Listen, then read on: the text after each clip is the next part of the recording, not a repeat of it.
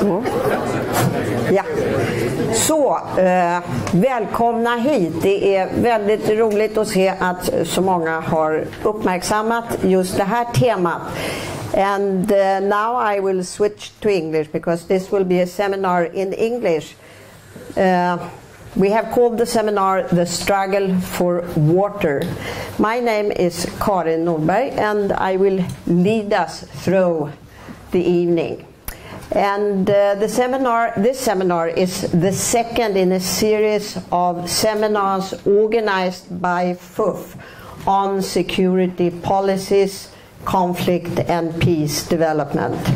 The first seminar took place here at Post Museum about a month ago, and then we discussed the general definition of the concept of security, how it has developed over time from purely a military concept to including collective security, human security, and specific securities for certain also individuals and groups of individuals.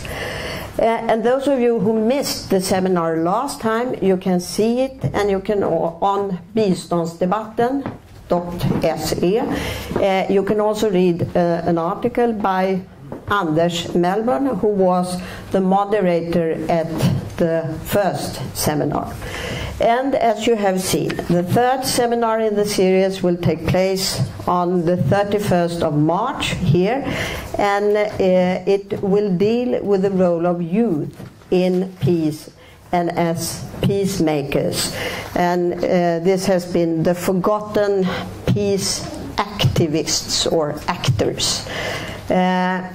We will have representation from Sweden, Colombia, Kenya, and Egypt. And more information will be posted on the FUF website, so you can find more, but you have already good information in this brochure. Or I should also add that the seminar series is being financially supported by Folke Bernadotte Academy. So this and all other seminars will also be filmed, and please watch the films, and at the same www.biståndsdebatten.se, and watch and comment. And this is of course very important these days. If any one of you would like to comment during the seminar tonight, the hashtag, and you'll find it here also in front of me, the hashtag is Fredssakerhet, and FUF's Twitter name, FUF Tweets. So just start commenting during the seminar.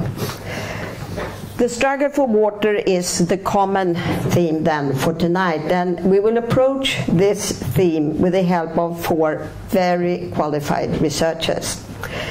We will start with an introduction by Deputy Research Director Malin Mobjörk from the Swedish Defence Research Agency, FOI in Swedish, and she will share with us her research on the consequences of climate change, with a particular focus on its links to security and armed conflicts. How will climate change impact on water supply, food production, and what are the security links are among the questions addressed by Malin. What do we actually know? Malin has a PhD from Linköpings University, Water and Environmental Studies. And then Malin will be followed by 3 researchers who are all engaged in one or the other way with a particular region, the Nile River Basin. And just to give you an idea about the region, we have a map here, so you can see that the Nile River Basin is an extremely huge area with about 400 million people living in this area and being dependent, more or less, but more, of the water in the Nile rivers.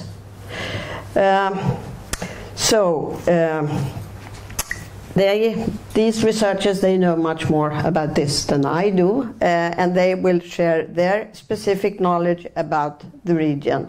But they will also more generally discuss the challenges of managing, sharing, and allocating water resources. So the three researchers are Terje Östergård, who is a senior researcher and cluster lead and assistant professor at the Nordic Africa Institute in Uppsala, with a background at the Bergen University in Norway. Tonight he will speak about the Ethiopian Renaissance Dam and the consequences for the neighboring countries. Terje is an archaeologist and anthropologist, and he recently launched an interesting book, Rainmaking and Climate Change in Tanzania: Traditions, Rituals and Globalization. The second person in the panel after Malin is Professor Paul Sinclair, who is a professor in African archaeology at Uppsala University. And Paul has for several years been involved with a research project titled Urban Mind, with a focus on cognitive aspects of urbanism and climate change in Africa. Tonight he will discuss dam building, more specifically 3 dams planned by the Sudanese government and its consequences for people and archaeological sites. And then the third speaker is Anna Alicia Cascão, program manager at the Transboundary Water Management Unit of SIVI, the Stockholm International Water Institute. Anna is a political scientist with expertise in hydropolitics in the Middle East and North Africa. And she is presently working on 2 co-authored books. One labeled Hydropolitics in the Nile River Basin, Power and Water in Contemporary Age, and the second one is Transboundary Water Management and the Climate Change Debate. So you will see that we will try to cover these different but, in my mind, closely related topics in an hour. And after the presentations we will, as usual, have a coffee break, not more than 15 minutes. Hopefully you can make it in less minutes, and then come back, and then we will have questions and comments.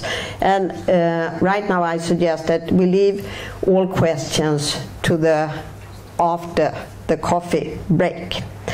Okay, I think I have said everything which is of practical importance for you, and I will now ask Malin to take the stage, please. Thank you. Is it on? Yes? Good. Thank you. Thank you for being here. And Karen has now made a very nice it does not. No. It says no. Wow. I have to take it down a little bit, otherwise I speak rather loud normally, so I'll try to whisper, I think. Okay, thank you very much for being here and for the nice presentation of you, Karen. And I'm really looking forward to also go deeper into the issue of the Nile Basin. And I will now try to make a presentation to link a little bit, I think, between the first seminar, which I guess at least some of you attended, and this seminar, and focus on, sorry,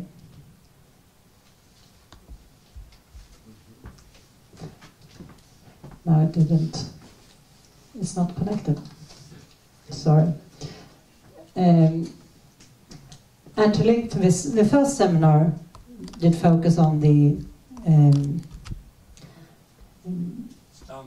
concept, the security concept, and now we will go into how to relate and discuss and analyze the security challenges in the Nile Basin.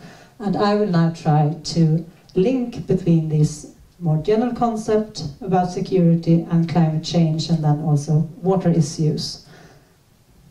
Yeah, perfect. Okay. As you're all aware, the security implication of climate change has influenced research and policy making rather substantially during the last decade. And it will be in the Intergovernmental Panel on Climate Change, which is coming, the second report, which is coming in end of March. Human security and also violent conflict will be addressed, and this is the first time. And that also reflects that the research has, before not being so robust and so substantially, that has not been able to make a synthesis, summary of the research conducted. So this is really a new area to focus with climate change linkages to security and conflict. At the same time, it draws, of course, on other kind of research on more natural resources and disaster relationship to security. But it is important to reflect upon in what way are also the climate change changing this kind of previous knowledge. At FY, which is a commission-based research agency, we have conducted various kinds of projects which relate to climate change, environmental scarcities and security. The approach is very broad. I work, for example, on a department that is called Social Security and Safety, so we really have a very broad approach. And I think this broad approach is crucial in order to understand the security challenges of climate change. And today I would like to show a little bit why it is so and what kind of pathways they can have in connecting climate change with security, which I then hopefully we see how we can relate to when we have a discussion about the specific case of the Nile and water scarcities. But before we go how to link climate change with security, I think it's important to reflect a little bit on what climate change is about. And first of all, climate change alters the mean values of the weather. This means that we can never relate a specific climate event to whether it was caused by climate change or not. It's not possible. Climate change is statistics over at least 30 years. So this discussion about whether a specific climate event was caused by climate change is not possible to answer. So we need to think that climate change occurs over it's a long process. And then what we are facing and what we are as human are meeting are more weather-related events. So they are linked to each other, but they are different time perspectives. And most often when one talks about climate change, one talks about the increased global mean temperature, changes in precipitation, but it's also about altered weather patterns, sea level rise, melting glaciers, and these changes affect the ecosystems in different ways. And for example, that it reduces the freshwater resources and affects the food production. But it's not evenly distributed. It differs depending on the context, depending on the situation which is surrounded. So in some way it's important to recognize how the differences of climate change, how the implication of climate change is materialized in different ways, and also the implication it has.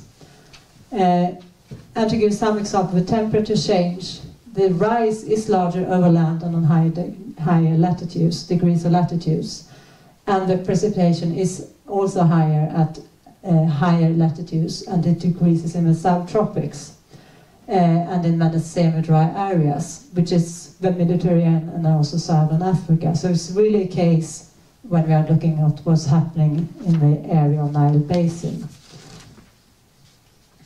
Another important consequence from climate change is that it changes the variability, the variations of the weather. And that also that the extreme weather condition will be more common. This is more one way to think about is to use this more thought about extreme of extremes. It could be more cold than this is commonly, it could be warmer than it's commonly, it could be more rain, and that is greater alteration in this variability. And this has great impact on all kinds of, it also have impact on ecosystems and human societies. And to give an example of, for example, the impacts on the drought in Southern Europe or in Russia 2010, it is a diminished of food production of 35–40%. In combination that also a lot of people died of heat waves. So it really had large impact on the food production and other things in society. Using the language of IPCC, there's a high evidence that rather modest change in temperature will have great impacts on freshwater resources in already dry and semi-dry areas. And this will have huge impact on the food production and also energy production, which is also related to water, freshwater resources, in a lot of areas, regions with large population, which Nile is one of those regions to focus on. But to think of how to relate these changes to security, one need to start thinking about what are security, what do we mean with the security.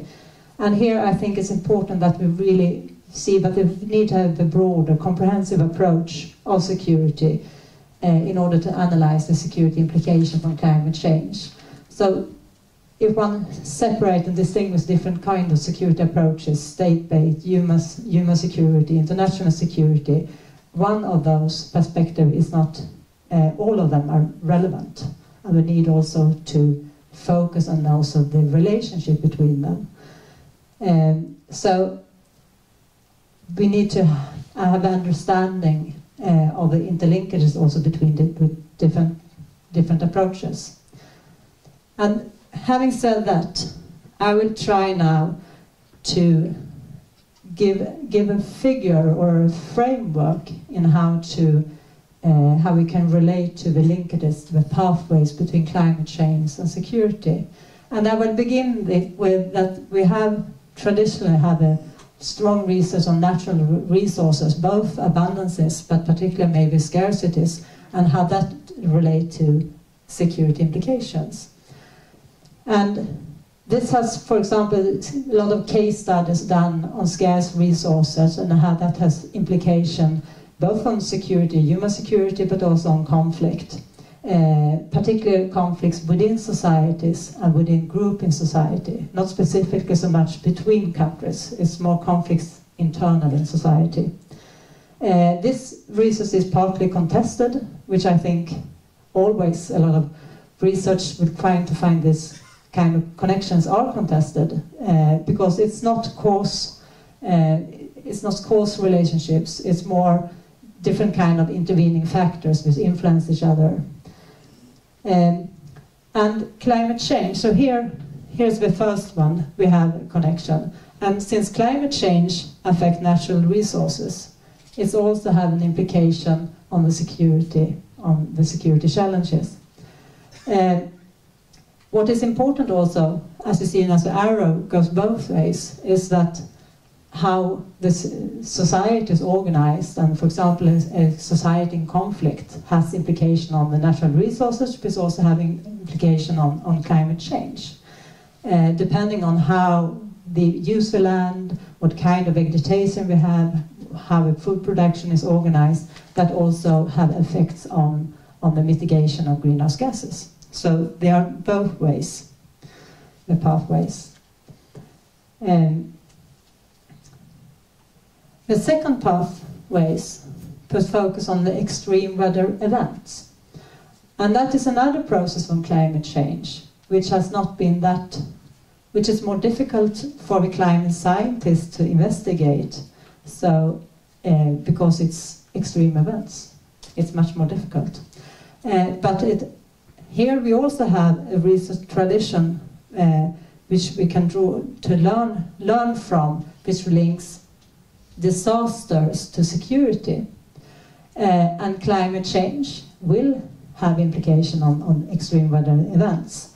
So what becomes very important here to understand is in what way, how much, but I also think a crucial issue to understand is,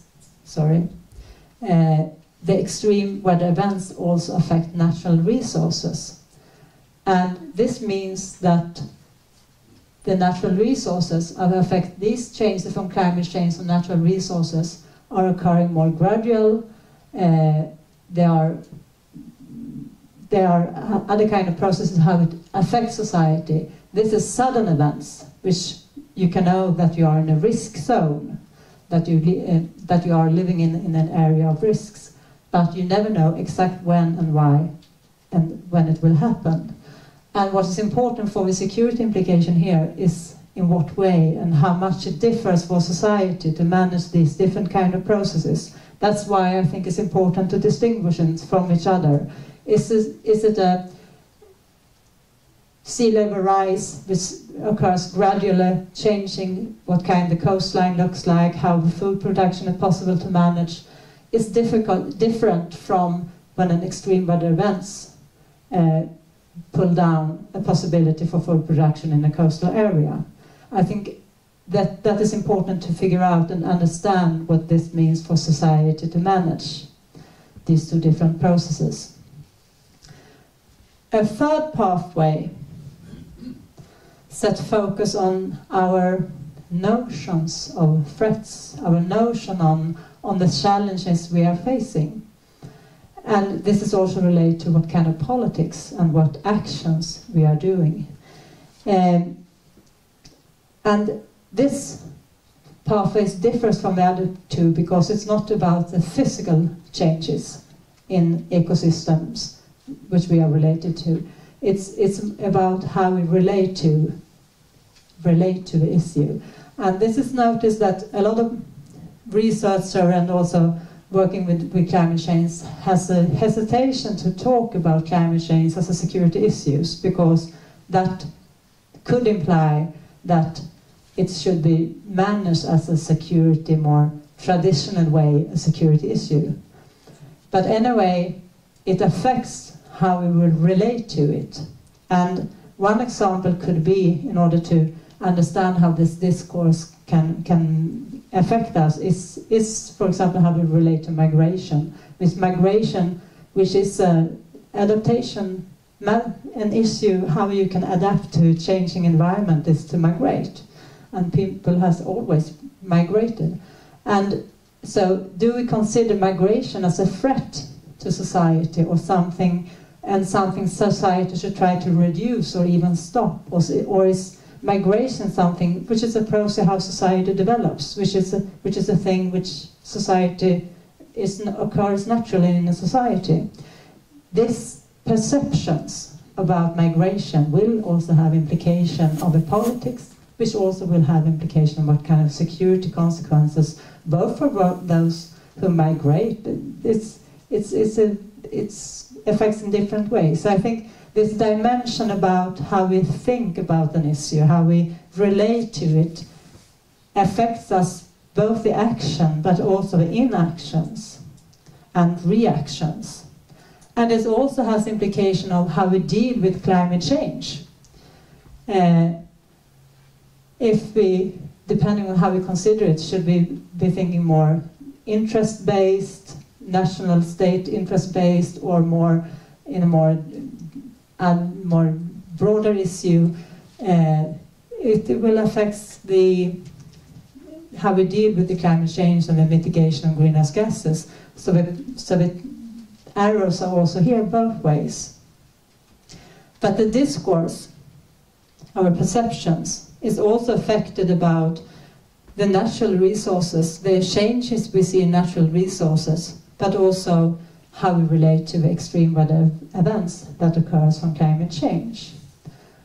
So this is a way in order to separate and distinguish different pathways. And I think that is important also in order to understand what research areas are focused on and what areas are maybe neglected.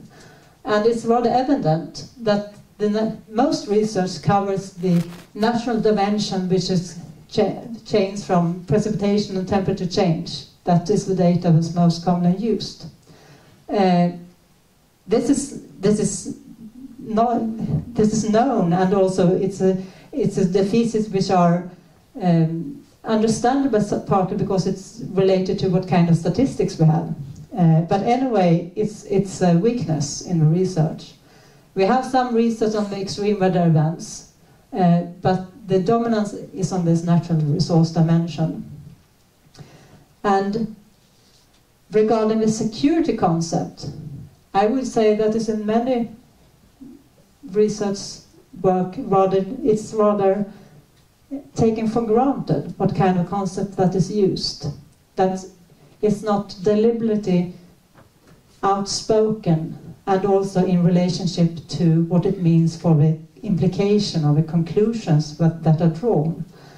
So I think they really could help a little bit to distinguish and separate different pathways from each other, and also to see what kind of effects are we focused on, what kind of climate variables are we focused on, how is it changed, and what kind of security concept are applied. And taking a human security approach, there is no doubt that climate change will have security consequences, security implications.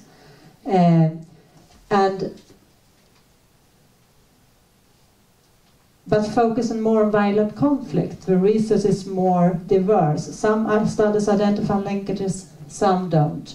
And what is important here to understand is the context. How are the intervening factors playing a role?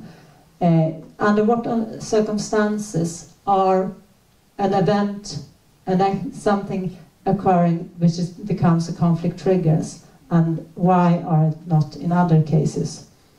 But it's also important to understand the linkages between the different security approaches, that how does human insecurities affect a region or a state, which also then could have an implication on the state, more state-based security approach. So I think it's important also that to find these linkages. And I hope that this could be a lead over to discussion about the more water security issues specifically, and also Nile Basin and the specific circumstances and challenges there are in this area. Thank you. Thank you very much, Malin. I think you have given us a broad sort of picture of how complex these interlinkages are, and also how situations specific they are in terms of research. We will later probably also discuss what are the policy implications, how can we use the research, which of course we are very interested in. But now we will move to a specific geographical area, the Nile River Basin, where all these different interlinkages actually plays out. So Terje, please, the floor is yours. Thank you. Is it on? No? Is it on? No? Still on?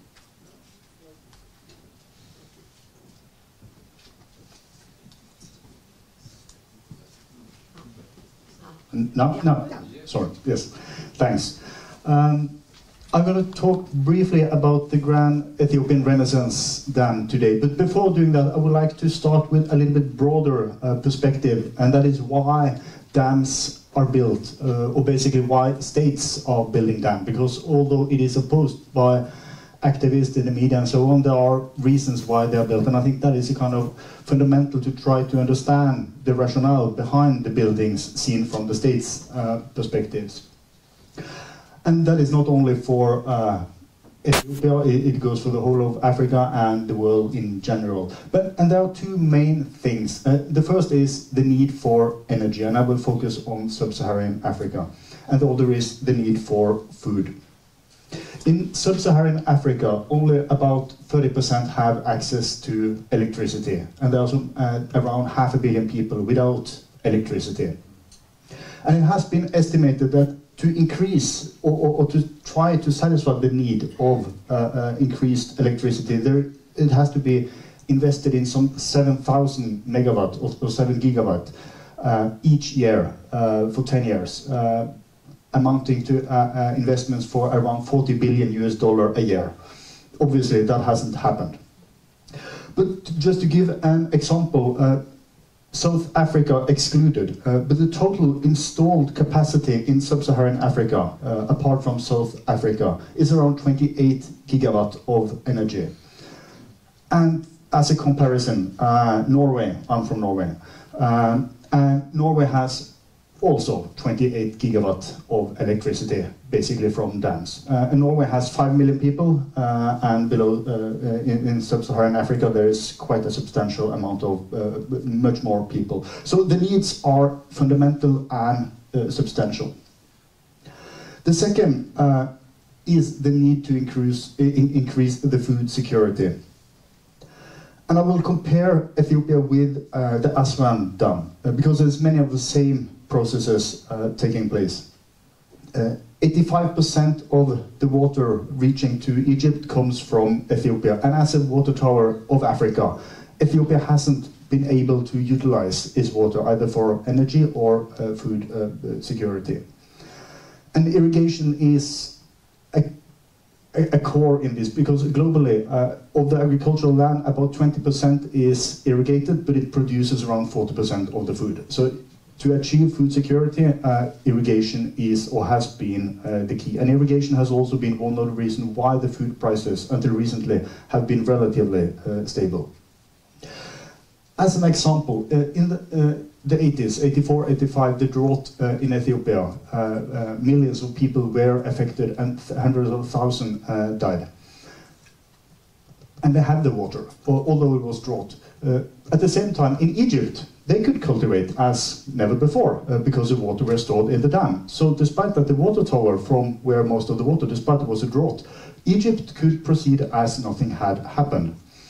And in 1972, just 1 year after the Aswan Dam was inaugurated, it was one of the lowest Nile floods in the century. And it was estimated that 1/3 of the harvest would have been gone unless they had stored the water. And in that year alone, it was said that that proved the value of the dam. And Nasser said in 1958, before the dam was built, that these forthcoming Aswan Dam would be 17 times greater than the pyramids. Basically, he was hinting that it would use 17 times more masses of concrete than or building material than the pyramids. But it also illuminates part of the importance of dam for energy and food security. And that is Egypt, that is Sudan, that is Ethiopia, it is Bujagali. Not all dams are multi-purpose, some are mainly hydro, some are mainly for irrigation, but to a large extent dams are multi-purpose if it is possible.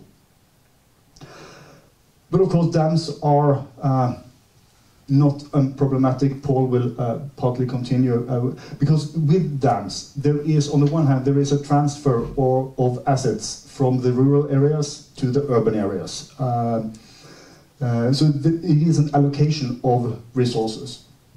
And to a large extent, those who are affected by the dams are not necessarily those who benefit from the dam. So those two aspects, that there is a transfer of resources going to the core from the periphery, most often in one way or another. When it comes to alternatives in practice, for food production, there is no real alternatives to irrigation, basically meaning that rain-fed agriculture the way it is. But partly given climate change, when the rains become more erratic, that is a jeopardy. When it comes to energy, of course, sun and solar energy is an alternative. And in particular in rural areas, off-grid, the national grid. But if you're going to produce huge amount of electricity, water power is still, and thermal power, it's not only water, but water power is the preferred for one reason, or two main reasons. One is that comparatively, and I know I'm speaking comparatively, it is cheaper. And the other, and that is perhaps an equally important argument, and that is, it's not really mentioned much in the debate, but that is maintenance cost. And maintenance cost is perhaps a very, I mean, if you're going to invest billions of dollars, you would like to keep the physical structure working for many, many years. The Hoover Dam, for instance, was inaugurated in 1936, still runs. You have to change the turbines and update a little bit, but it costs relatively little. And using Las Vegas and Hoover is a kind of a good example, because in Nevada desert there is today the world's largest solar panel project in California, called the Ivanpah. And that produces almost 400 megawatt, which is substantial amount of production. But it has a cost of $2.2 billion US. And that is in the range of a lot of dams being built as well. But again, the maintenance cost, these solar panels, I mean, you don't expect your cell phone today to last 100 years. Dams do. So if you're going to invest, from the point of the state, dams are to some extent, or to a larger extent, they're preferable. And comparing these $2.2 billion for almost 400 megawatt of energy, the Bujagali Dam costed 800 million US dollar, produced 250, whereas the Grand Renaissance Dam has double the price of this solar project in Nevada, about 4.8 billion US dollar, but it produces 6,000 megawatt. So the comparison between, if we want double the solar project, that's 800, costing them 4.4, for the more or less the same price, you have 6,000 megawatt. So there are, despite the staggering sum involved in all these projects, there is also a kind of sound reason for that. But of course it comes at a very, very high cost, not only economic and financially, but also social and environmental impacts. The Renaissance Dam happened at a very strategic, either clever or coincidental moment, just after the fall of the Mubarak regime. Meles launched the dam in the end of March, and the 2nd of April the foundation stone was put. It will be a major, it will be the biggest dam so far in Africa when it comes to power production. It's not the biggest when it comes to the water storage. And again, the Aswan Dam has a water capacity of about 2 times the annual flow of the Nile. The Nile flows on average 84 billion cubic meters. The Aswan Dam has a storage capacity of 162 billion cubic meters. The Ethiopian Dam will have a storage capacity of around 63 billion cubic meters. And it is perhaps important to, there's a lot of attention on the Great Renaissance Dam, but it's also important to keep in mind that this is not the only dam, and it's not the first, it is the biggest, and it has a kind of iconic status. But it started long before, and there's a number of dams being built in Ethiopia, and probably they are, to some extent, more problematic than the Grand Renaissance Dam as such. Officially, it's not that much known about the facts of the dam. Of course, the measurements and so on, 5,000, maybe 20,000 people will be displaced. Egypt is worried about that the overall amount of water in the river will be reduced. Ethiopia says, on the other hand, that by storing water in the reservoir will actually increase the overall water to Egypt, because in the Aswan, Aswan Dam, in the reservoir there, about 10 billion cubic meters are evaporated each year. So the Ethiopian argument is that if water is stored in Ethiopia during the dry summer month and released during the winter, it will actually reduce the overall water because there will be less evaporation.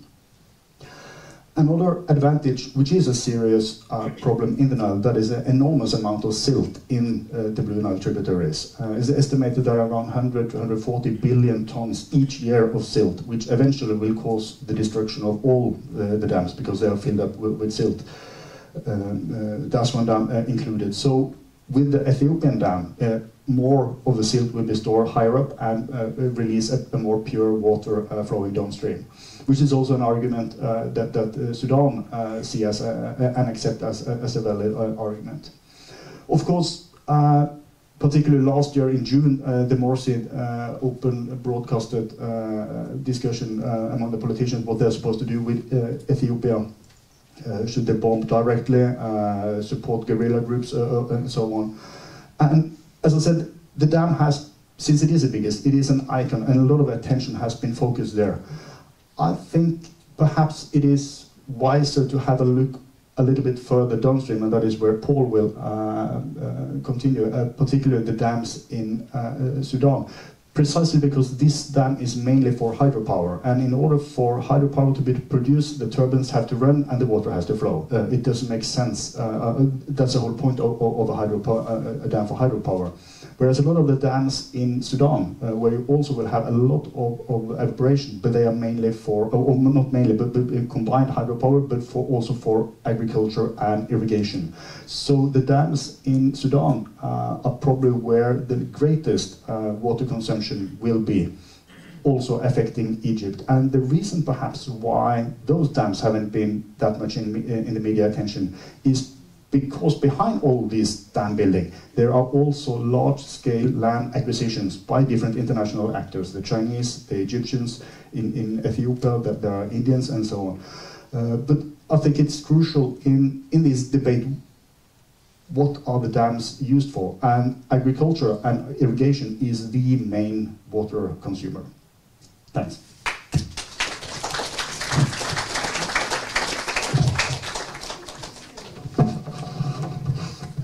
Thank you very much, Terje, and I think we now all understand how complicated all these interlinkages are.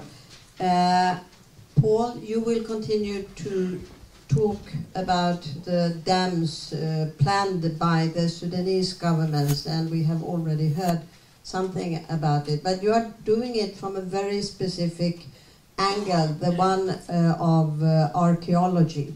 So, please. Am I online or not? No, not. Cheers. Thank you very much. Well, I feel like a newcomer in some ways to this field. I started off working for Torgny Sever Söderberg on analysing the finds from the joint Scandinavian expedition in the 80s. For the king, actually, and we generate a lot of information. Since then, I've been involved in other parts of Africa, and coming back to this, looking at these issues again from a very different perspective, I find it interesting that the conflict aspects have some rather problematic ramifications. I'm used to politics and archaeology in southern Africa, the apartheid regime and so on, censorship. But in this case, it's a bit like with my students. If I can get one of my doctoranda to do the right thing in the right way, that's wonderful. We aim for it.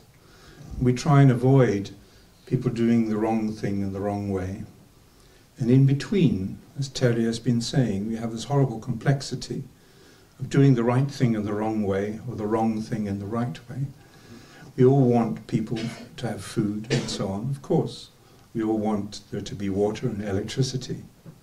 But I put it to you that the ends, are not always justified by the means used to get there. And I think this is something very important. So basic issues of human rights have to be taken into account. Biodiversity has to be taken into account.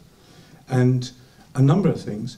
And so much so that this very complex issue of dams and dam construction has led the American Congress, both sides of the Congress, to support a position that no American money should be used to assist in dam construction anywhere in the world, owing to the problems. And I'm just going to pick up some aspects of this. And we have some contacts, many years of Sudanese contacts, and in fact many of the colleagues in Sudan doing the archaeology there have been struggling really hard in very adverse circumstances to preserve and to safeguard threatened cultural heritage. And then, with this wonderful example from Torgny Sever Söderberg and Bengt and co. in the old days, the UNESCO projects in the Aswan, then the expectation is that Sweden, the moral beacon and the rest of it, takes part in generating and safeguarding remaining cultural heritage. Now, the position that archaeologists have reached after much problems and thinking about it is that we do not wish to be associated with rescue archaeology activities if these are implemented against the stated wishes of the communities which are affected by these dams. In other words, forced removals, undermining of the situation in terms of their heritage and backgrounds is not acceptable. And furthermore, the people doing the exploitation have a moral right to provide means of mitigation of the effects of the interventions that they are supporting. So that's basically, in a nutshell, what I want to say. But I'd like to illustrate it. See if I can just quickly get my... these mice are... Where are we? Help. How do I get out of that one? Help is coming. I want to get up to the top of the beak of the penguin. Yeah? Up there. Right there? Thank you, dear. No problem. There you go. So, for many years, the evidence of Nubian archaeology was saved here in the Gustavianum, and I was working in the basement. I didn't have the status to get above that. And we're looking at the archaeological practice and some of these problems. And of course, we have this wonderful satellite image. We are in the Anthropocene. The effects of what we do have material effects and physical effects, as been told earlier on this evening, climate change. And there are a number of these dams that are being built in different areas of the Nile, from the Aswan in the north, down through the Dal and the Khyber and the Meroe and the Sharek, and went up in the Blue Nile on the side, the Millennium one. These are major interventions. They are. And whether or not they're justified in economic grounds, there are significant cultural and social effects which are not so positive. And going back, you know, we had this wonderful, really wonderful example of Scandinavian cooperation together with other countries in really doing a magnificent job in helping with the restoration and the preservation of cultural heritage in this area. Torgny Sever Söderberg was the leader. But now we are looking at the plans of the Sudanese government to construct the Khyber Dam, and we've got a number of people being displaced, estimated 500 archaeological sites, more than 10,000 people submerged, an estimated 500 sites, according to International Rivers website. Chinese consortia, corporations, are awarded contracts amounting to, well, 22 thousand million dollars to do the construction. Now, I don't have the figures about how much money was made available for mitigation, but put it this way, the international archaeological community would really like to support the Sudanese colleagues to help implement mitigations, which they believe is highly necessary. That has not been possible. And the Dal Dam, number of backgrounds to that, and Upper Adbara content, irrigation and hydro complex, just as Terry told us. And then the Chinese corporations, we got these other contracts, and again, very, very difficult, even to do an environmental impact assessment. So the international scholarly community has said, no, sorry, no international accepted environmental impact assessment. It is just not possible, because if we get involved, we are then seen by the local community as justifying the interventions. Not only that, but in the difficulties that were there, and there was problems with riots and even people getting killed, Archaeologists were then, in some stages, actually taken captive and held to ransom to highlight the plight of the local communities. So we have to be a bit careful in all of this.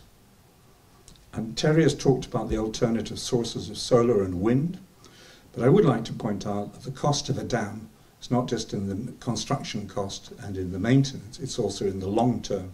And Terry did tell you about the silting, and this is a major concern, and it's not something that's going away. So my own view is that we would do well to look at the solar and even the wind power, and to try and get a more balanced approach to this problem. We have had the Merowe Dam, it's an enormous impact, and there are some archaeological works internally trying to do it. And I got 2 minutes, fine. And different people were involved. And the Fourth Cataract previously had a decent livelihood and decent region. As Terry was pointing out, you are then accumulating resources for the people in the cities, and the people in the other areas have a right problem. And protests about water shortages and people even getting killed. This is a nice view from Karen Blixen. It is more than their land that you take away from the people, whose native land you take. It is their past as well as their roots and their identity. If you take away the things that they have been used to see and will be expecting to see, you may in a way as well take their eyes. Careful. 4. And then this is an anthropologist poem associated, and this is Henrietta Assas from Norway, and well, it's different. But we lost the fight, a new life will begin. The lifeless desert is the river's evil twin. So the rural perspective should not be underestimated. And Henrietta has published well in the Journal of Social Archaeology. So the Stop the Dams in the Sudan, the movement from very senior archaeologists from Bergen, the States, and Oxford, elsewhere, Italy, and it's not something to be just pushed under the carpet. So thank you to Henrietta, and thank you to Daniel Lowenborg, and it's very nice to see the new generation of young master's students coming through and taking issue with these, and Caroline Johansson has just finished her thesis. Thank you very much for this evening, and thank you.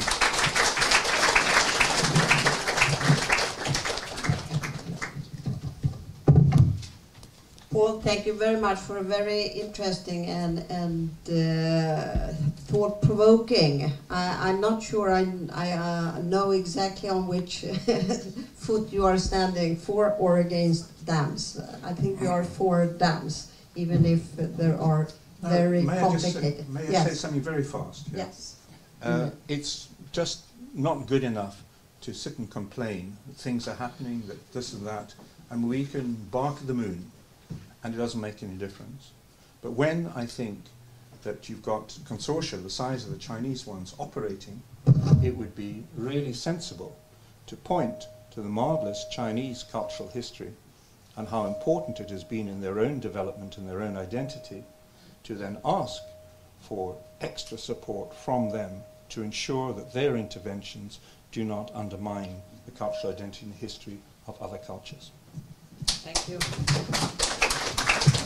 Okay, so Anna, now you have the difficult task to sum it up and to say a few words about how is this possible. I mean, we have the Nile and the Niles, I say it in plural, and how has the Nile been negotiated between the countries benefiting from the water resources, and how will it be affected by climate change?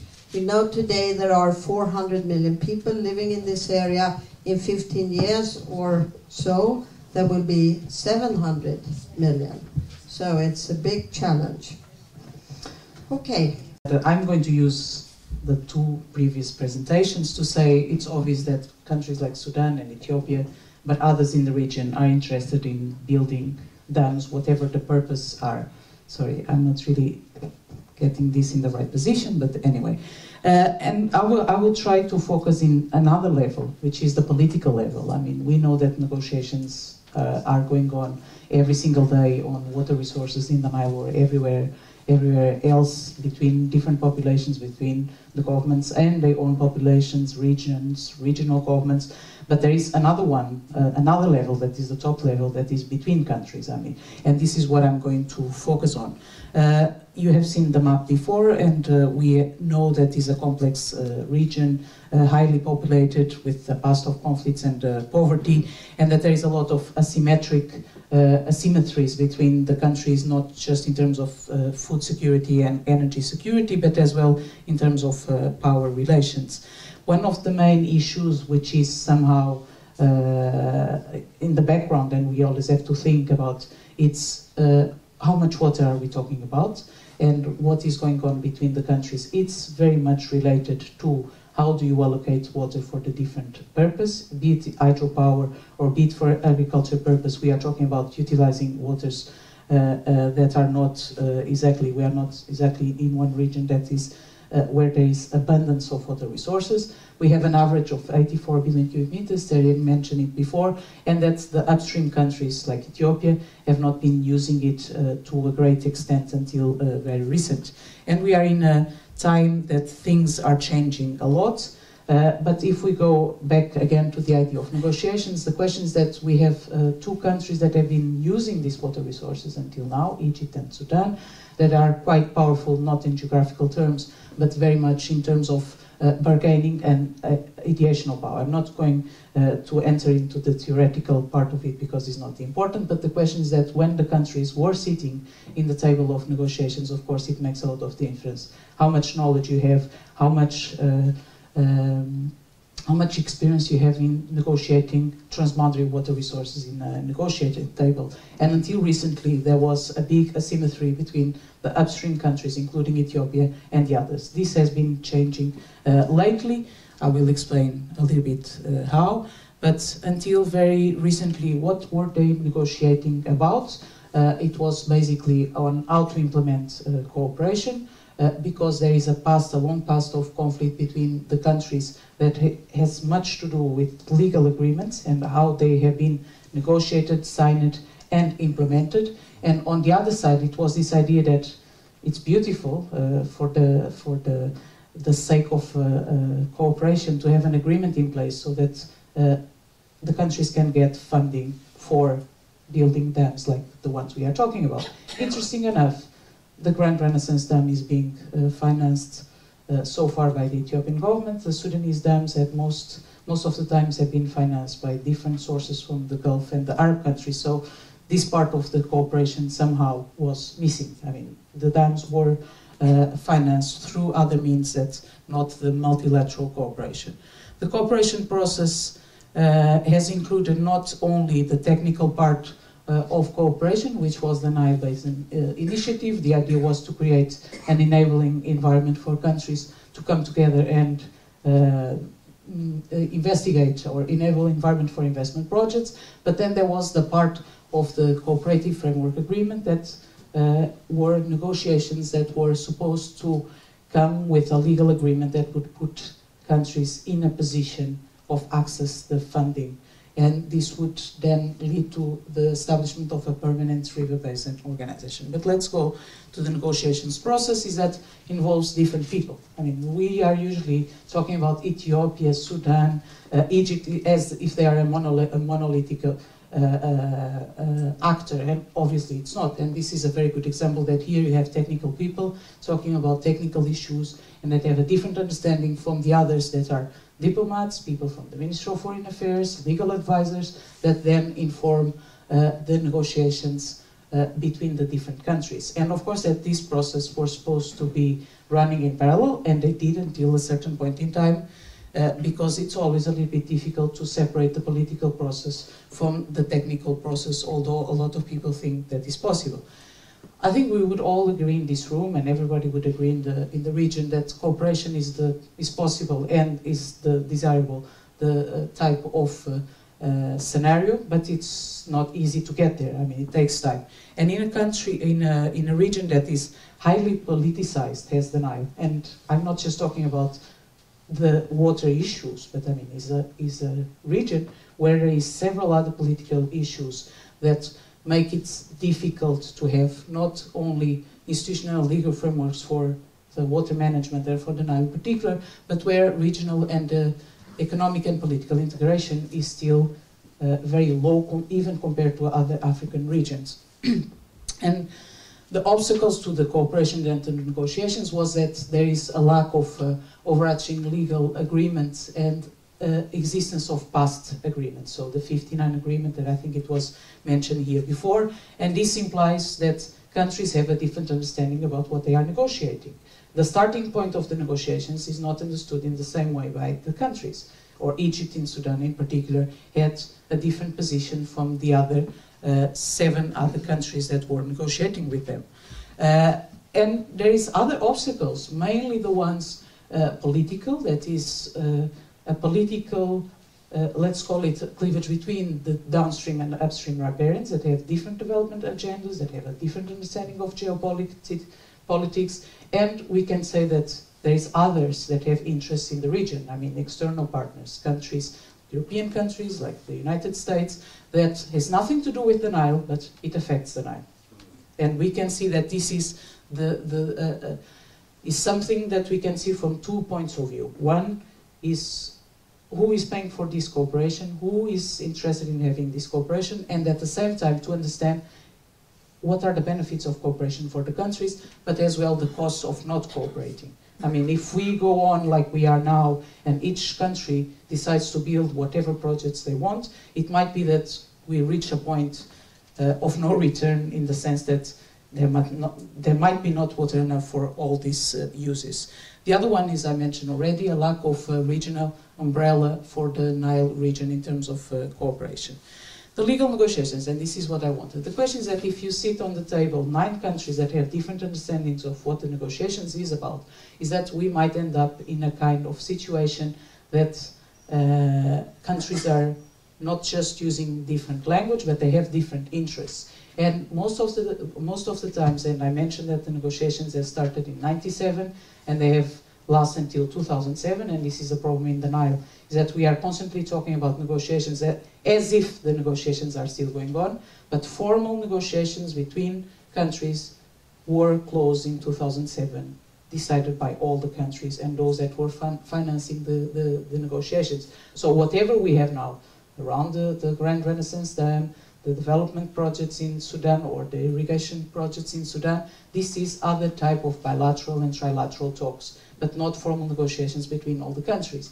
And pretty much what we could see is that it was not just a question of debate about the principles of international law that should be guiding any cooperation process in the Nile, but as well as what is the main goal, is to have equitable utilization of water resources, that is the most widely accepted principle of international water law, or is it something else? I mean, what is motivating the countries to enter in negotiations is not principles of international water law, is national interests that might or not come together.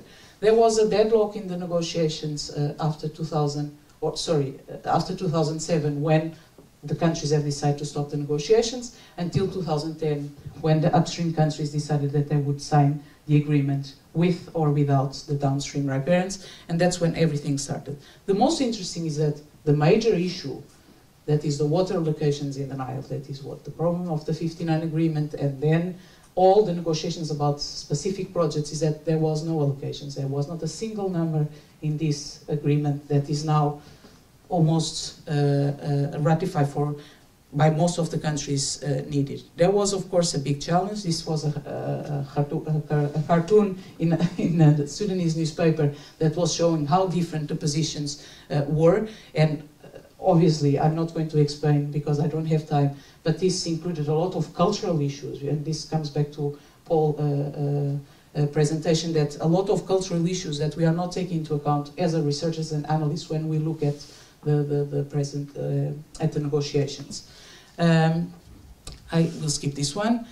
I don't think that I have to say that obviously since 2010 until now in the region there was several different events that have changed the way countries look at the Nile. One of them was of course the Egyptian revolution. The other one is other political changes within Ethiopia, within Sudan and the other countries that have changed the way countries were talking to each other. So we are not talking about business as usual, and this is, I come back to the idea that a lot of the things have changed, in particular in terms of balance of power, because Sudan and the upstream countries have now tools that were not available before, namely in terms of negotiations. And we might think that, well, this is just an example of how things change in politics. I mean, countries get stronger or not in terms of material power, they developed, then they become, but it's much more than that, because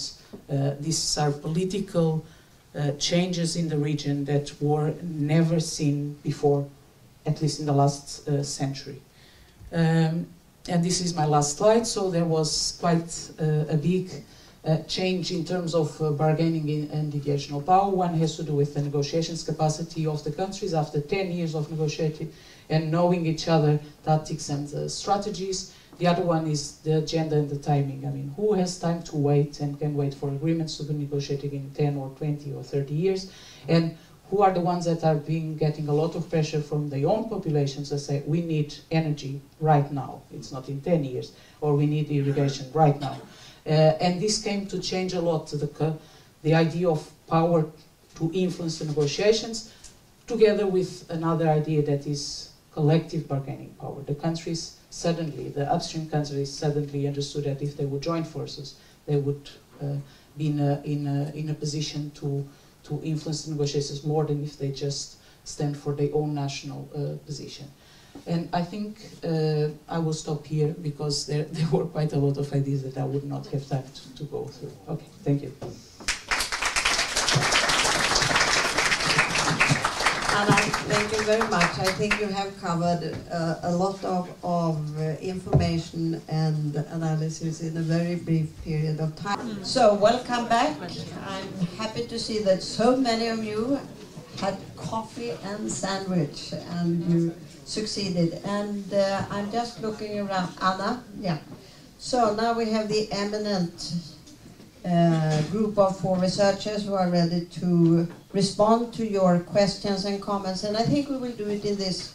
We take 3 questions at a time, and then we will give the panel a chance to respond to them. And when you ask the question or make a comment, and please, the comment cannot be a lecture. It must be very brief and distinct, because otherwise we will stay here until tomorrow morning. So please also tell us who you are, and if you are addressing your question or your comment to a specific person of the panel, you can also indicate that. So please, the floor is open.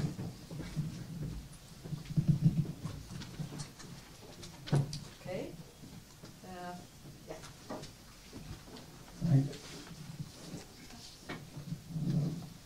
Thank you. I raised my hand not to ask questions, but to express my appreciation and start with climate change as a very critical issue. And I'm very much appreciating about your concern, especially with the extremes like drought and floods. And I presume that reservoirs might help to minimize the dangers that we may face. And next, again, I'll come to the problem of resettlement or other actions in dam building territory. That's a critical issue. One has to consider not only building the dam, one has to seriously consider the national heritage and also the society within the so within the territory. And again, with the dam building or the necessity of dam building has been very much distorted nowadays, because advanced countries normally don't want to see large dams to be built because they already have it. And I really very much appreciate from Tarje that Africans need to build dams, otherwise they cannot harness the hydrological imbalance they are encountering. And finally, to do all these things, the politics has to be right. And in that, negotiation has to be there, and negotiation through mediators also. Finally, consensus has to be reached. Without consensus, we cannot do anything. Thank you very much. Thank you very much for the appreciation. I had someone down, yes? Please raise your hand so you can get the microphone. And please don't forget to introduce, no, here. And please don't forget to introduce yourself. Hey, I'm Babar Khan, Master's IWRM student, Uppsala, SLU. My question is, when it comes to climate change, it's always, we see it in a very negative way. Like you said, in the latitude, it's been more precipitation now. But does it have any positive impacts too? Yeah. Okay, thank you. And then we have the third question. Okay, thank you very much. My name is Wayne Shet, and I'm working in the Ethiopian Embassy here in Stockholm. First of all, I would like to thank both the speakers for the excellent presentation. I really appreciate their presentation, and coming from Ethiopia, it would be a bit difficult for me to express what the benefits of the Grand Renaissance Dam, as Terry expressed, and thank you very much for that. But I have one brief question, and my question is, what will be the way forward, especially to bring Egypt to the negotiating tables and to make Nile a source of cooperation and regional integration rather than conflict? Thank you very much. Thank you. That was a very precise question. But now I leave it to the panel. So, yeah, you start in the, as you find that you have something to say. I start about the climate change and the positive effects, because I felt that maybe it belongs to me. I prefer to talk about challenges, and that's because of that the challenges involves both possibilities and threats. And therefore it's also important how we relate to the issue, how we frame it. Regarding the impacts on climate change, there are of course positive effects. In this region we are in Sweden, Northern Europe, we have a lot of positive effects. But it's rather evident that these positive implications on, for example, food production are not that big, that they are, the negative effects are bigger, even from a global perspective. And what I also think is important is that a lot of this, where the positive effects and the negative effects where we are dominating, they are increasing asymmetries, already asymmetries between countries. That countries which already today are vulnerable are standing for much bigger challenges than countries which are rather well situated from the beginning. And this asymmetry, I think that is very, very important from a human perspective, from a perspective of human situation, for human insecurities all over the world. Thanks. I'd just like to add to the climate change thing that we really need a long-term time perspective as well. The diachronic, or the long-term time perspective, is significant here. And in this region, looking at rain-fed agriculture, rain in the Ethiopian highlands and how the water runoff, you take a 2,000–3,000 year perspective, you're looking at really major changes. And these are not just a reduction of 50–60% in.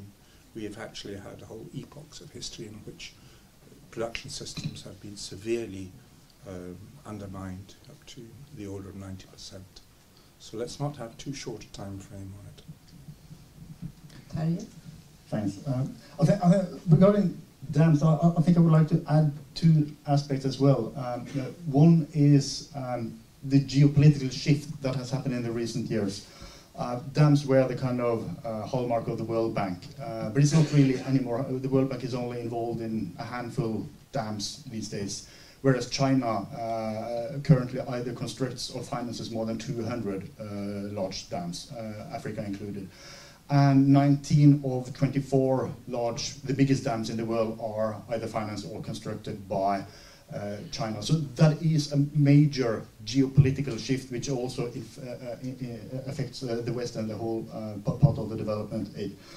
And I think that interest of China has a potential that relates to a research project we have together. Because as I said, I mean, food security is, of course, a major issue for all nations. But is it food security for African states? Or is it food security for countries abroad? Because what seems to be the case in various degrees and a various scale, but a lot of these investments also take place in parallel with large-scale foreign acquisitions of land and water. So a lot of the best land and inclusive water of African land and water is actually used not for food security for Africans, but for the West, China, India, the Gulf states, and so on. And in that perspective, if that is the growing trend somehow, then a lot of what is happening may be very detrimental to a large extent. Anna? Thank you. I will try to be brief and reply to the three questions at the same time. First of all, I think we are in a room of mainly social and political scientists. So I think I don't take the risk of offending anyone when we say there is no technical solutions for these kind of problems, in particular in a river basin like the Nile. It's not a technical problem, and it's not going to be a technical solution. So we might be pro-dam, anti-dam. The question is that, let's put it that way, the Grand Renaissance Dam is not going to solve all the energy problems of the region, not of Ethiopia, but it might contribute for the economic development somehow. It's a first step. It might be that there is other type of technical solutions for the energy problem. Ethiopia itself is developing solar, wind, all kinds of other alternative sources of power. I think the problem with all the dam discussion is that it's usually focused on the positive sides of it or the negative sides. And we don't have to take a black or white type of position. It's obvious that there is negative and positive impacts.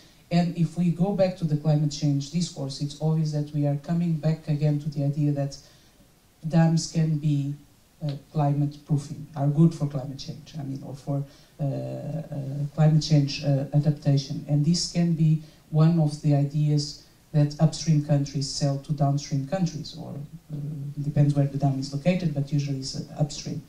But I would come back to the idea that it's not technical solutions that are going to sort out the problem in the Nile. I mean, referring back to the title of the seminar, that is Struggle for Water, it's political. And this is why negotiations are important, being at the top level or at the more technical level is still a political decision, where to locate projects. And this is not easy in a river basin where everything is politicized, in the sense that every single word, we have to be careful with the words, we have to be careful with the way the agreements are written. So, and the question is that how to bring Egypt on board. I mean, if we assume that that is part of the problem. The thing is that Egypt has to recognize, as any other country, what are the benefits for themselves. Because we are talking about countries which have their own national interests. And if Egypt, or could be Sudan, or Kenya, do not understand what are the benefits for their own country, so there is no reason to cooperate. And this might be one of the mistakes of all these negotiations and the NBIs, that for Egypt was never clear what they can benefit from these negotiations or countries. So maybe it needs to be spelled out in a more clear way. Okay, you can keep. Yeah, so please go on. Do we have any? Yes, please. Hello, my name is Erik. I'm a student at SLU. Yes. I'd just like to pose the question. Anna, we're talking a little bit about it, but will it be the situation that Egypt will eventually have to approach these negotiations since the upstream countries are, through multilateral or bilateral agreements, actually building dams or utilizing the Nile? Will that eventually force Egypt to make concessions, basically, on their rights to the Nile? Thank you. Okay.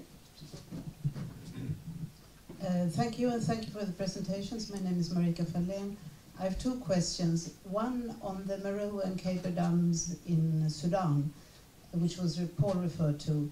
You mentioned that 10,000 people were displaced because of flooding associated with the dam investment.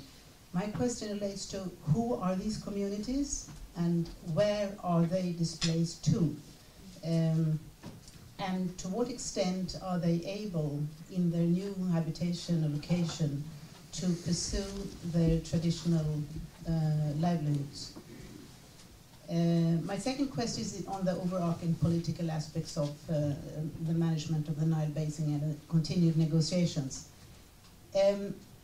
I wonder, it's mainly to you, Anna, is whether it's not necessary to entertain the cooperation on seemingly technical issues among the 10 riparian countries, including Ethiopia, of course, which is disconnected with the negotiations on the cooperative agreement and the security article, in order to promote some trust that there are mutual benefits in a cooperative management of these resources, including for Egypt. And of course for Egypt, just a reflection there is that the situation in Egypt and Sudan and Ethiopia have fundamentally changed since the negotiations on the Nile Basin Initiative started.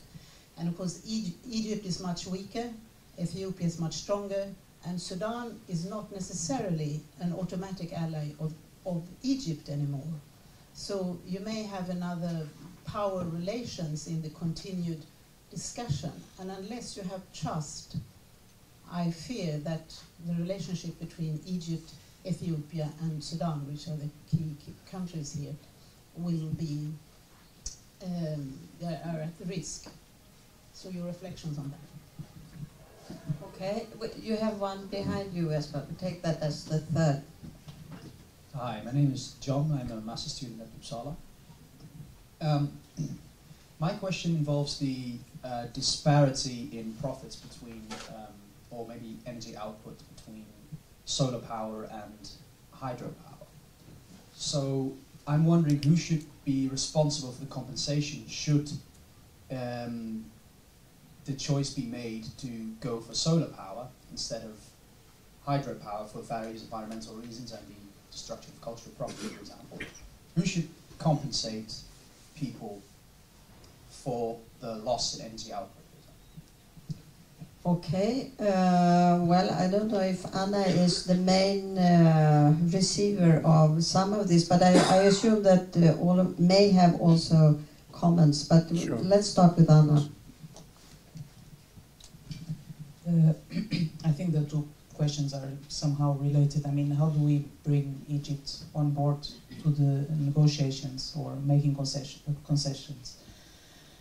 The problem is that Egypt has been in the negotiations, because this is a kind of wrong way of analyzing things, because it looks almost like if the upstream countries have been cooking up some kind of agreement and then decided to sign the agreement. No, the negotiations during 10 years, a negotiated agreement between the 9 countries that were involved. It can be, we can say that these negotiations, because of the reservations that several of the countries had, did not find a consensus. But this is normal, I mean, everywhere around the world. And the biggest example is the UN Convention on Water Resources that had been negotiating for 30 years in the UN. And then it was signed by a few, and only now, in 2014, we have countries enough to ratify and become a binding agreement for those that have signed, of course. And interesting enough, none of the Nile countries have voted in favor or signed or ratified the agreement. So the question is that I don't think that is because of pressure, although this makes a difference, and Egypt is already making some concessions, although they wouldn't admit it. But the question is that this might not be the solution, because exactly as you were mentioning, we are reaching a situation that Egypt is becoming very much isolated, because even Sudan, that was the traditional bilateral partner that by force of the agreement they are obliged to have a common position, even Sudan is taking positions that are seen by Egypt as a threat. So I don't believe that a country like Egypt, and moreover facing the internal situation as it is right now, this is going to help, because still Egypt has something in favor of them, which is not an agreement, but is the fact that it is a downstream country that has the bigger use of the Nile water resources. So in a potential case of arbitration, this would play in favor of Egypt. Not the agreement itself, but the fact that they are very much dependent. So, and the idea that benefits for Egypt from the Grand Renaissance Dam or from other projects or from the mutual trust, the idea that benefits are self-evident, I strongly contest that. If they were so self-evident, in that case Egypt would engage more, as they did 10 years ago. The fact is that they think they are losing, in particular, losing face and losing credibility in the political context. And I think there is a need, with or without mediator, in these negotiations, is to have the idea that Egypt is still gaining something and not just losing. I mean, this is basic things about negotiations. I mean, countries, people, individuals just participate in negotiations if they have something to earn, to win. Thank you. Yeah. Paul. No, I think you have to speak in okay. both microphones. All right. I'd like to take up the question that came up about the Khyber Dam and the relocation of the 10,000 people. This issue came up very clearly in London at a meeting that we were attended with representatives of both the Sudanese authorities and also communities affected. And the anthropologist from Norway, Henriette Hafsås, has done a study, and the situation of the relocation is that people are moved into barracks in a sort of almost a forced urbanization, and certainly their traditional ways of life are severely curtailed and disrupted. And the authorities were saying, of course, that they had the medical facilities, they had support from schools and health, and there was very, very strong response from the community saying those facilities don't work. And so it isn't at all clear. I haven't been there myself, so I'd rather not be too emphatic about it all, but it does seem that this is one of the bones of contention. It's a good question, and it's not something that should be swept under the carpet. Okay, thank you. Somebody else? Terry? Terry, might be.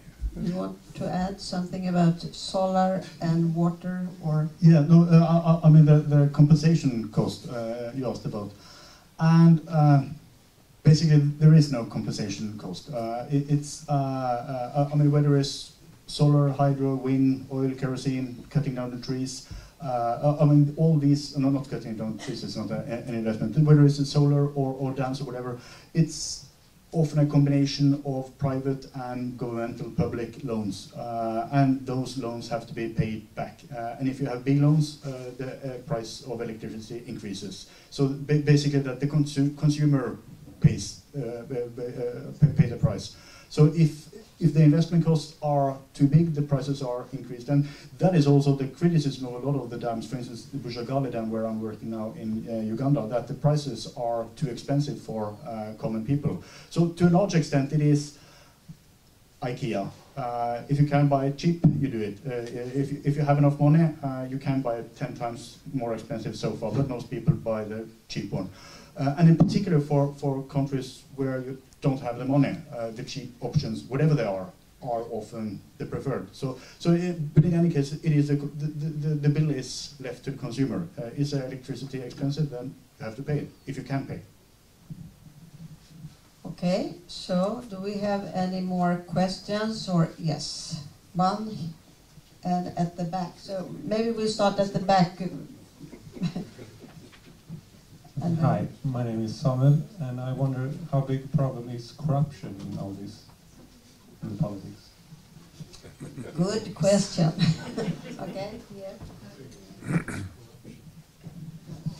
Thank you. My name is Nathalie Persson. I am from Madagascar, but I work here in Sweden for International Foundation for Science. We support young scientists in developing countries. You were talking about conflicts and also linkages with climate change, and you pointed out that the main conflict that you wanted us to understand were mainly between users. And one of the speakers here as well were talking about, well, her picture was very, well, nice in a way, people with guns. I saw Egyptian and people from Sudan. Whereas you try to explain that it's much more between elements of societies, different users. And we talked about Nile Basin, I think mainly here as an example. But I was just wondering, if you take the example of Chad, the Chad Lake, we see there that there are guns and wars. And of course there are conflicts also about the lake there. So in your research, have you shown or do you have any idea about that as well, that these water conflicts as well can explain all these wars around this lake, for example? Would that be? Yeah. Well, thank you. But do we have any, or, yes. My name is Torvald Oxon. I have two very brief questions. One is about how do you see the role of the international community on this, sort of a critical assessment? My second question is, are there other river basin initiatives that might be of interest? Do one learn from others? I'm referring to the Mekong Committee or the Mekong Commission, which also are facing problems, but are there any lessons learned? Thank you. Okay, so now we have a new, maybe we can start with Malin. I can try to start a little bit about the conflicts and maybe Ada will fill into my description. What I think is important when you're talking about conflicts, you can have in mind what kind of conflicts first of all, but if you're talking about violent conflicts, I think it's important to begin with that conflicts never has one single cause. There are no conflict mechanisms which always are occurring. They are always interplaying different factors which interplays behind the conflict. That's why it's not possible to identify a cause relationship with single effects from, for example, a natural change in natural resources, or poverty, or corruption, or failed states. It's something. It needs a lot of things, and it differs always dependent different during where it happens, what kind of issues there are. So I don't think it's possible to say to have the explanation that climate change or a natural disaster really cause the conflicts. It could be a trigger, and what you can identify, which is increasing the discussion, is in what way climate change affect other kind of conflict triggers. And the relationship between human insecurities and stress in society. And I think that is important in order to understand the mechanism and the complex relationships. So I can't give, of course, if you have a really deep knowledge about the specific case you draw, then you can take the discussion further, but I don't have that kind of knowledge. But I think it's important to understand this complexity behind the mechanism. And therefore it's also important to think of, regarding the negotiation, what kind of issues are discussing and what time perspective, what issues are, and here Anna maybe can fill in, because I think that's interesting. How do you relate to long-term changes, for example, climate change in the negotiation? What topics are discussed? Because that interplays the interest. And if you can extend and broaden the interest of issues or topics you raise in a negotiation, you could have a different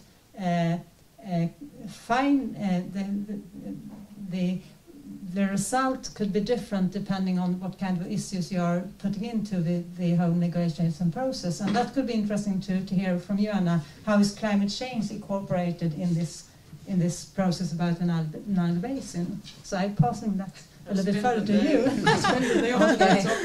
Okay. So, Anna, do you pick up?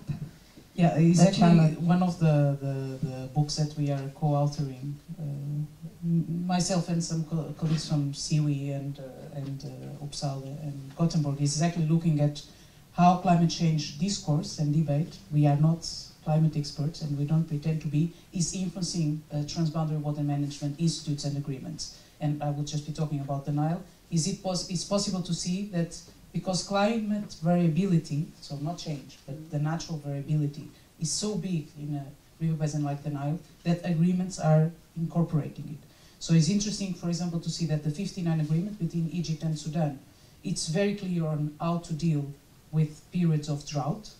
So if there is low years, what happens, but completely ignores if there is more water in the system.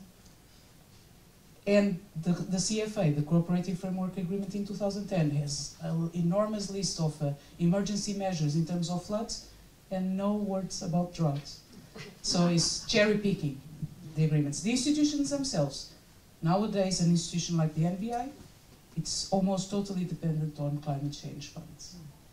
So after being financed with transboundary water management funds, at a certain point in time, because politically speaking it was quite critical, and this answering to your other question, that what is the role of the international community, is I say, can countries, European countries, the US, and those involved can take a stance in political terms, or it's easier to finance climate change that is not so political than transboundary process? Somebody else on the panel?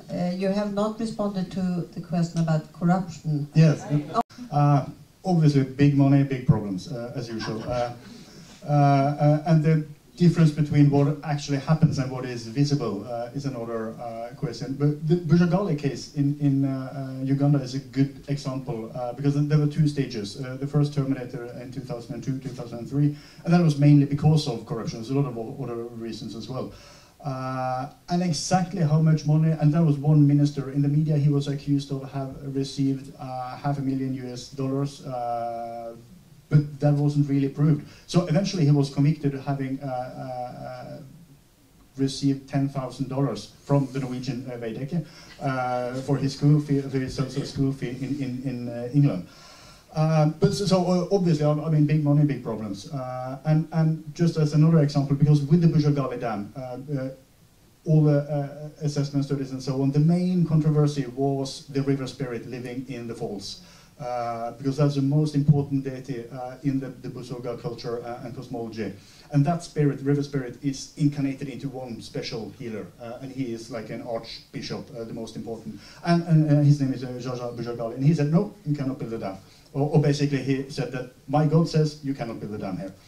And he was constant in all his the way he argued, because I mean, as I said, I mean, you cannot move a river god like a goat. It's not just you cannot move, then you have to move the whole the waterfalls. It's not possible.